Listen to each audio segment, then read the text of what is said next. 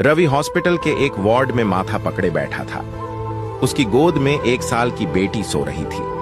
3 साल का बेटा उसकी बांह पकड़े खड़ा था।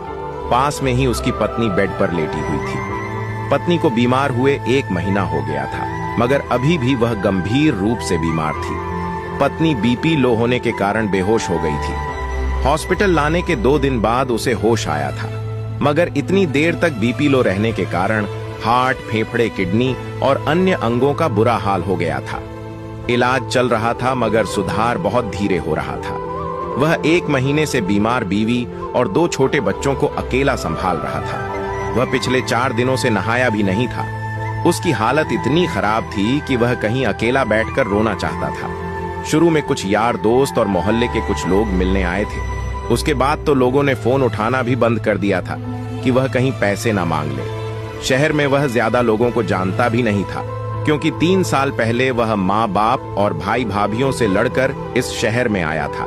तभी से बीवी बच्चों के साथ किराए के मकान में रह रहा था। घर में कोई बीमार पड़ता है तब सगे संबंधी और रिश्तेदार ही काम आते हैं। रवि तो ससुराल वालों से भी लड़कर बैठा था। 2 रुपए कमाने क्या शुरू किए, घमंड में अपनों से ही दूरी बना बैठा था। अचानक उसने हिम्मत करके अपनी माँ को फोन मिलाया। पूरी घंटी जाने के बाद भी माँ ने फोन नहीं उठाया। फिर दूसरी बार फिर से कॉल किया तो माँ ने फोन काट दिया। उसे याद आया 3 साल पहले जब माँ से लड़कर आया था, तब उसने कहा था, तुम सब मेरे लिए मर चुके हो, मैं तुम लोगों का मुंह भी नहीं देखूंगा।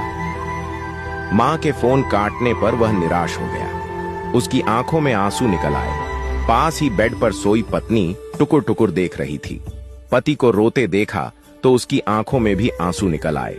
रवि ने सोचा, पापा को फोन मिलाऊं, मगर पापा और बड़े भाइयों से बात करने की उसकी हिम्मत नहीं थी।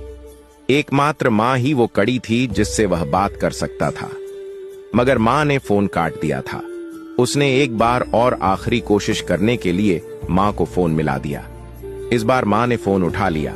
माँ बोली, क्या है, हम लोग तो तुम्हारे लिए मर गए हैं, अब हमारे जीवित श्राद्ध करने के लिए फोन कर रहा है क्या? माँ की आवाज सुनते ही उसका सब्र जवाब दे गया। वह रूंधे गले और बिगड़ते चेहरे के साथ इतना ही बोल पाया, माँ। फिर फपक फपक कर रोने लगा। वो माँ थी, औलाद का रोना कैसे सहन कर सकती थी। तुरंत माँ का गुस्सा शांत हो गया। सारे मनमुटाव एक पल में भूल गई। जिस तरह एक हिरनी अपने बच्चे के लिए तड़प उठती है, वैसे ही वह अधीर होकर बोली, क्या हुआ रे, रो क्यों रहा है? जल्दी बता बेटा, मेरा मन घबरा रहा है। मां के वात्सल्य भरे शब्दों को सुनकर वह